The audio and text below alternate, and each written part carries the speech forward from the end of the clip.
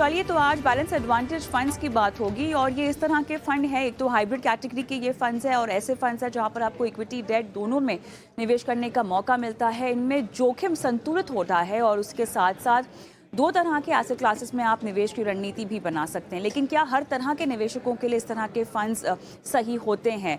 और साथ ही आज हमारा फोकस निप्पॉन इंडिया के बैलेंस एडवांटेज फंड पर रहेगा। इस फंड की रणनीति किस तरह से बनाई जा रही है, किस तरह का एलोकेशन दोनों ही तरह के एसेट क्लासेस में है और किस तरह से अगर इक्विटी की बात करें तो अक्रॉस मार्केट कैप आपको रणनीति बना के दे रहे हैं फंड मैनेजर, डेट में कहाँ कहाँ पैसा लगा हुआ है, इन सब बारीकियों पर बात करते हैं। आशुतोष भार्गव, फंड मैनेजर और head equity research Nippon India mutual fund, मेरे साथ जुड़ गए हैं। आशुतोष, स्वागत है आपका हमारी इस बेहद खास पेशकश में जहां पर बैलेंस एडवांटेज फंड या dynamic asset allocation fund hybrid category में ये फंड्स आते हैं। और अक्सर देखा गया है कि अक्सर तो नहीं, मेरे ख्याल से बीच में एक ऐसा दौर आया था जहां पर इस तरह की कैटेगरी बहुत ज़्यादा मशहूर हुई थी और निवेशकों ने इसमें बहुत रुझान अपना दिखाया भी था। एएमसीज ने भी धड़ाधड़ एक के बाद इस तरह के फंड्स भी लॉन्च करने का एक सिलसिला तो शुरू कर दिया था। मोटा मोटा जानना चाहूँगी कि बैलेंस एडवांटेज फंड किस तरह की कैटेगरी है, आप बारीकी से अगर इसको समझाएं दर्शकों के लिए। धन्यवाद।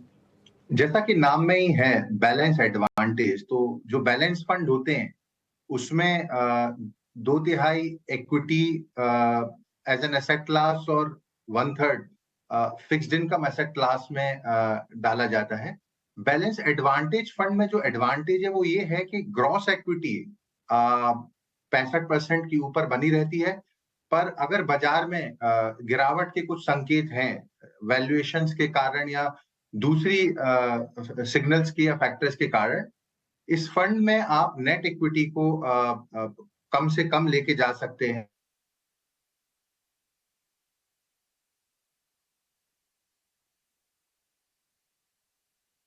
यहाँ पे कुछ तकनीकी दिक्कत आती हुई दिखाई दे रही है और आशुतोष के साथ हम एक बार फिर से जुड़ेंगे।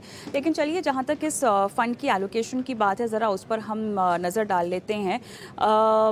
तो ये जो फंड है एक ओपन एंडेड स्कीम है और इसमें इक्विटी में लगभग 67% तक का निवेश फिलहाल होता हुआ दिखाई दे रहा है अगर हम पूरी एलोकेशन स्ट्रैटेजी देखें इस फंड की। और आशुतोष जुड़ भी गए हैं शायद मेरे साथ। आशुतोष, आप जवाब अपना कंटिन्यू करें। जी, तो जैसा मैंने बताया कि इसमें 65% के नीचे जैसा कि बाजार का माहौल हाई वैल्यूएशन के माहौल में या दूसरे सिग्नल्स के माहौल में इक्विटी का एलोकेशन अगर हमको कम करना पड़ता है तो इस कैटेगरी में हम नीचे आ सकते हैं। तो जैसे कि निप्पॉन बैलेंस एडवांटेज फंड में 30 से 80% के बीच में नेट इक्विटी एलोकेशन संभव है। तो इसमें जो वॉलेटिलिटी होती है वो कम होता है, ड्रॉडाउन होती है वो कम होता है और रिस्क एडजस्ट रिटर्न जो होते हैं वो दूसरे इक्विटी ओरिएंटेड फंड या बैलेंस हाइब्रिड फंड से बेहतर रहता है।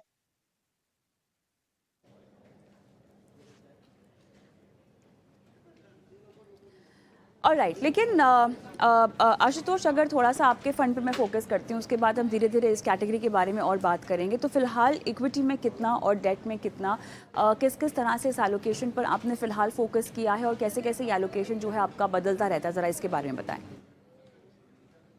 जी, अभी हम नेट इक्विटी एक्सपोजर इस फंड में अभी 41% का है। ये हमने पिछले महीने 2 महीने पहले जो मिड 50s या अराउंड 60% जो इक्विटी एलोकेशन था उससे ये घटा है। इस फंड के पीछे एक मॉडल है जो कि एक मल्टी डिसिप्लिनरी मॉडल है जिसका फलक्रम वैल्यूएशन है। तो वैल्यूएशन चूंकि बड़े हैं इसलिए इक्विटी एलोकेशन कम हुआ है। साथ ही साथ इसमें 3 सपोर्टिंग वेरिएबल्स हैं, प्राइस मोमेंटम, डॉलर का ट्रेंड और ग्लोबल कमोडिटी प्राइसेस। तो हमने अभी जैसा देखा इंटरनेशनली कमोडिटी प्राइसेस में नीचे का रुझान रहा, डॉलर में तेजी का रुझान रहा और प्राइस मोमेंटम ऑलमोस्ट न्यूट्रल रहा। इसके कारण से जो वैल्यूएशन सिग्नल और दूसरे जो 2 नेगेटिव सिग्नल आ रहे हैं, इसलिए इसका एलोकेशन अभी 40-41% के पास है। ग्रॉस इक्विटी एलोकेशन 67% है। इसका मतलब 26% ऑफ द AUM हमने हेज कर रखा है in the form of stock in index futures. अच्छा, आपका जो एलोकेशन है उसमें इक्विटी डेट के अलावा और भी तरह की एसेट क्लासेस हैं जिनमें निवेश फिलहाल होता हुआ दिखाई दे रहा है? जी नहीं, दो ही एसेट क्लासेस हैं। जो नेट इक्विटी एलोकेशन 41% जब हम करते हैं, उसमें हमको जो भी हमारे पास अंडरलाइंग इक्विटी शेयर हैं, उसमें हेज करना होता है। तो उसकी हेजिंग हमने जो की हुई है, उसका हमको एक आर्बिट्राज रिटर्न जैसा बेनिफिट मिलता है। बट अदरवाइज दो ही एसेट क्लासेस में है, equity and domestic fixed income. Mandatory है किस एसेट क्लास में निवेश करना? मान लीजिए इक्विटी डेट की अगर मैं बात कर रही हूँ तो कितना आपको इक्विटी में निवेश करना ही होता है, कितना डेट में करना होता है, या ये फ्लेक्सिबल है ये रेशियो? 30 टू 80% के बीच में इक्विटी में हमें हमेशा रहना है। फिक्स्ड इनकम में एलोकेशन 30-35% से लेकर, अगर इक्विटी में अगर हम जाते हैं तो 20 से 35% के बीच में फिक्स्ड इनकम में रहना होता है। तो ये एक ब्रॉड रेंजेस हैं। जैसा मैंने बताया, एक मॉडल ड्रिवन फंड है, तो हाई वैल्यूएशन और ग्लोबल अनसर्टेनिटी और lower domestic stock market price trend के माहौल में इसका एलोकेशन नीचे की तरफ जाता है। जैसा मैंने आपको बताया, अभी का एलोकेशन फंड का लगभग 40% डोमेस्टिक इक्विटी। तो ये बताइए फिलहाल जो इक्विटी में आपका एक्सपोजर है वो अक्रॉस मार्केट कैप्स कैसे बटा हुआ है? इसमें करीब 80% हम लार्ज कैप्स में हैं। मिड एंड स्मॉल कैप में एलोकेशन, जो ग्रॉस इक्विटी पोर्टफोलियो है, इक्विटी पोर्शन है, उसमें 20% पर हमने इसको कंटेन कर रखा है। और उसमें भी मिड कैप्स ज्यादा है, स्मॉल कैप का एलोकेशन 6 से 7% ही है। इक्विटी पोर्टफोलियो में ओरिएंटेशन लॉन्ग टर्म है। घरेलू डिमांड से रिलेटेड क्षेत्रों पर ज्यादा रुझान है। Global demand, global pricing related sectors और स्टॉक्स में हम अंडरवेट हैं।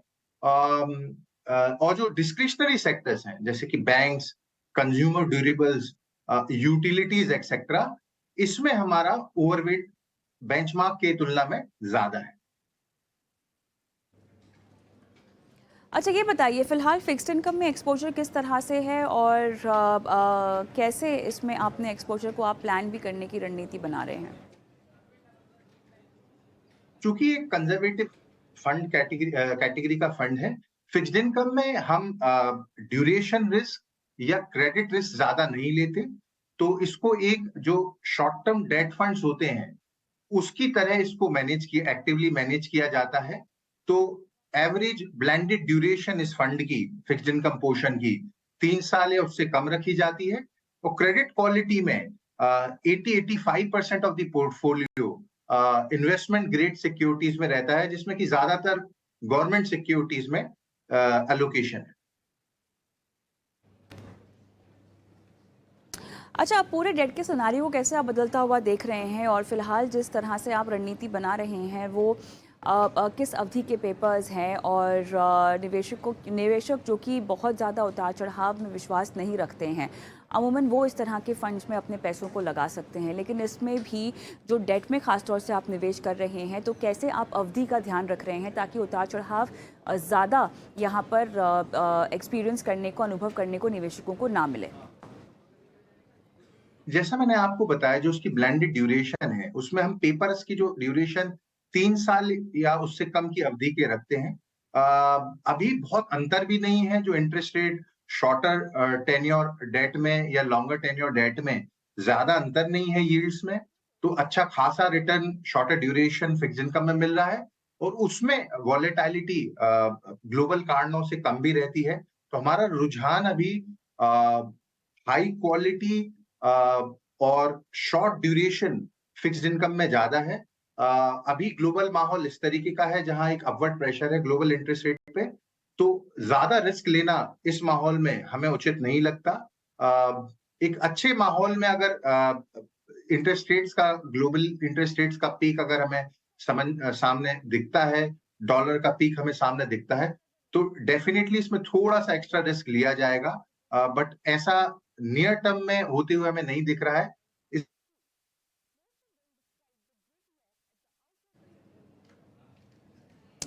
चलिए, तो यहाँ पर मेरे ख्याल से एक तकनीकी दिक्कत आती हुई दिखाई दे रही है और इस चर्चा को हम यहीं पर इसी के साथ समाप्त करते हैं। आशुतोष, बहुत बहुत धन्यवाद आपका, आपने समय निकाला इस खास चर्चा के लिए।